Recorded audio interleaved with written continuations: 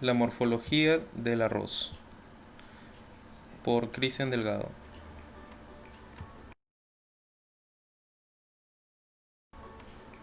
¿Cómo definimos a una planta de arroz?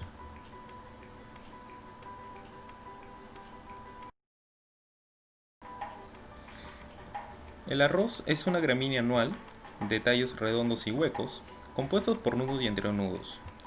Las hojas de la lámina son planas, unidas al tallo, y su inflorescencia es una panícula.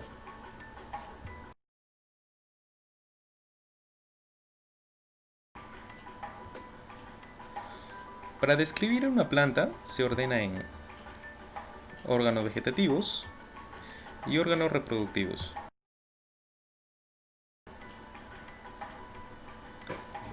En órganos vegetativos tenemos al tallo, la raíz y la hoja.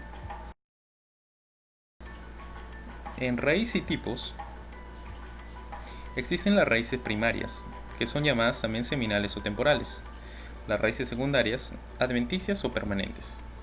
Veamos las raíces seminales. Las raíces seminales, poco ramificadas, sobreviven corto tiempo después de la germinación, siendo luego reemplazadas por las raíces adventicias o secundarias, las cuales brotan de los nudos subterráneos de los tallos jóvenes. En los primeros estados de crecimiento, las raíces son blancas, poco ramificadas, relativamente gruesas. A medida que la planta crece, se alargan, se adelgazan y se vuelven flácidas, ramificándose abundantemente. Las raíces son protegidas en la punta por una masa de células de forma semejante a la de un dedal, que facilita su penetración en el suelo.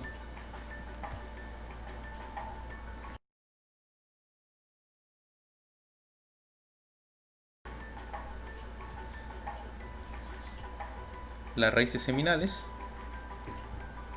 raíces con pelos absorbentes.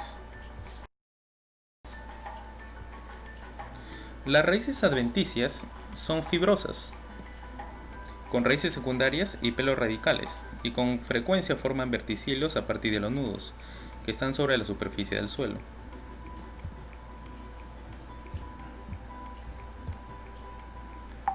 El desarrollo del sistema radical, aunque es un carácter varietal definido, está determinado por el sistema de cultivo y por la naturaleza de los suelos.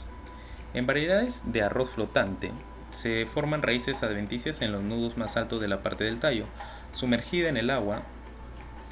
En suelos inundados, la superficie exterior de las raíces activas se oxida, debido a la precipitación de compuestos férricos, y las raíces oxidadas pueden ser reconocidas visualmente por su coloración rojiza. En suelos aireados, las raíces mantienen su color blanco.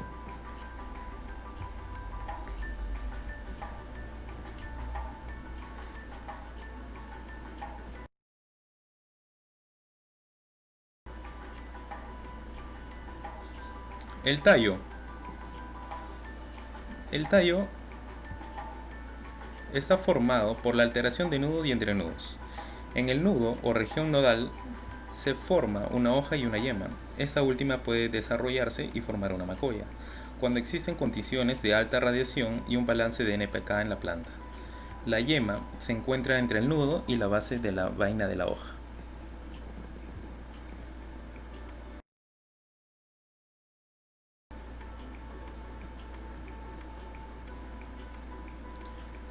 El septo es la parte interna del nudo, que separa los dos entrenudos adyacentes.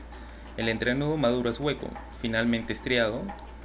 Su superficie exterior carece de vello, y su brillo y color dependen de la variedad. La longitud del entrenudo varía, siendo mayor la de los entrenudos de la parte más alta del tallo. Los entrenudos en la base del tallo son cortos y se van endureciendo hasta formar una sección sólida. Un dato importante es que la altura de la planta de arroz está en función de la longitud y número de los entrenudos. Tanto la longitud como el número de los entrenudos son caracteres varietales definidos. El medio ambiente puede variarlos en condiciones semejantes, ¿no? Tiene valores constantes. Pero, ¿qué es un macoyo? Del tallo principal.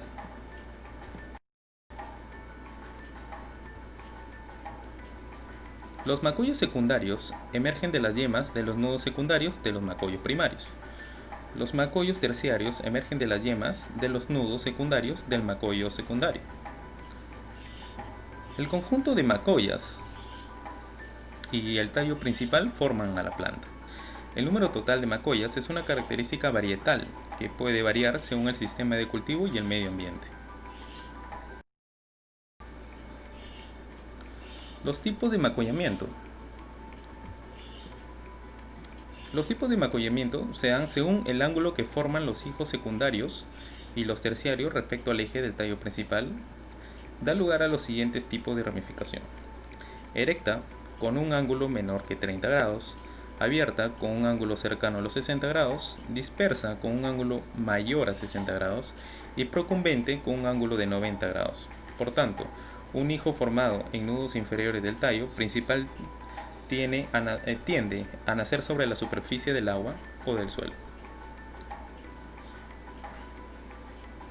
Un poco más sobre la hoja. El cuello se encuentra la lígula y las aurículas. La lígula es una estructura triangular apergaminada o membranosa que aparece en la base del cuello como una prolongación de la vaina. Las aurículas son dos apéndices que se encuentran en el cuello, tienen forma de hoz con pequeños dientes en la parte convexa. Las hojas de la planta de arroz tienen lígula y aurículas, mientras que las malezas comunes en los arrozales, como Echinoclea sp, carecen de ellas, ¿no? Es una buena forma como para facilitar la identificación en el estado de la plántula. La lámina es de tipo lineal, es larga y más o menos angosta, según las variedades. El haz o cara superior tiene venas paralelas, la nervadura central es prominente y sobre ella en algunos casos se enrolla la lámina. La presencia de vello en las hojas, como podemos ver, y de pigmentación antociánica en los márgenes o en toda la lámina son caracteres varietales. Ahora sí, vamos por los órganos reproductivos. Están conformados por las semillas y las flores.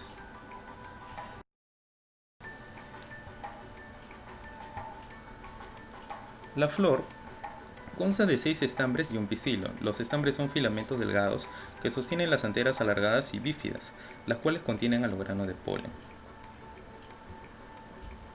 El pistilo se distingue el ovario, el estilo y el estigma. El ovario es de cavidad simple y contiene un solo óvulo. El estilo es corto y termina en un doble estigma plumoso. Las flores de la planta de arroz están agrupadas en una inflorescencia denominada panícula, formada por un eje principal donde se forman las ramificaciones primarias y secundarias y terciarias. Las espiguillas descansan sobre el pedicelo. El nudo ciliar o base de la panícula generalmente carece de hojas y yemas, pero allí pueden originarse la primera o las 4 primeras ramificaciones de la panícula, y se toma como punto de referencia para medir la longitud del tallo y de la panícula.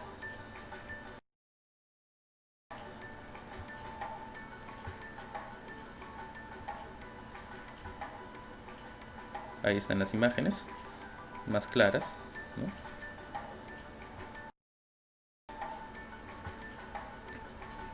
La clasificación de las panículas, ¿no? Se basa según el ángulo que forman las ramificaciones respecto al eje principal de la panícula. Las panículas pueden clasificarse en abiertas, compactas e intermedias, según el ángulo que formen las ramificaciones al salir del eje de la panícula. Tanto el peso como el número de espiguillas por panícula cambian según la variedad. La panícula se mantiene erecta durante la floración, pero luego se dobla debido al peso de los granos maduros.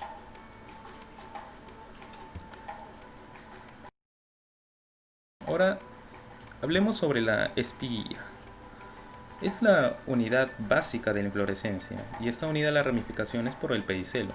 Teóricamente la espiguilla del género Oryza se compone de 3 flores, pero solo una se desarrolla. Una espiguilla consta de 2 lemas estériles, la raquilla y la florecilla. Las lemas estériles envuelven la flor por debajo de la raquilla. La raquilla es el eje que sostiene la flor. Las brácteas, llamadas glumas o florales o fértiles, o simplemente glumas, son la lema, que tiene forma de bote con 5 nervios, y la palia, con 3 nervios, que ocupa la posición opuesta. Las brácteas superiores, posteriormente, formarán la cáscara de la semilla. El nervio central de la legma, quilla de la legma, puede ser liso o pubescente. La semilla. La semilla de arroz es un ovario maduro, o seco e indecente. Consta de la cáscara formada por la lema y la palia, con sus estructuras asociadas, lemma estériles, la raquilla y la arista. El embrión situado en el lado ventral de la semilla, cerca al lemma y el endospermo, que provee alimento al embrión durante la germinación. Debajo de la lemna y la palia hay tres capas células que constituyen el pericarpio. Debajo de estas se encuentran dos capas, y el tegumento y la neurona. El embrión consta de una plúmula u hojas embrionarias y la radícula o la raíz embrionaria primaria. La plúmula es cubierta por el coleóptilo y la radícula está envuelta por la coleorriza. El grano de arroz descascarado es un cariópside. Se conoce con el nombre de arroz integral y aún conserva el pericarpio de color marrón, rojizo o púrpura.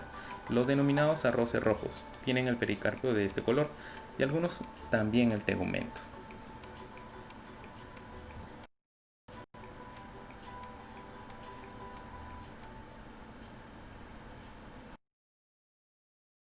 Muchas gracias.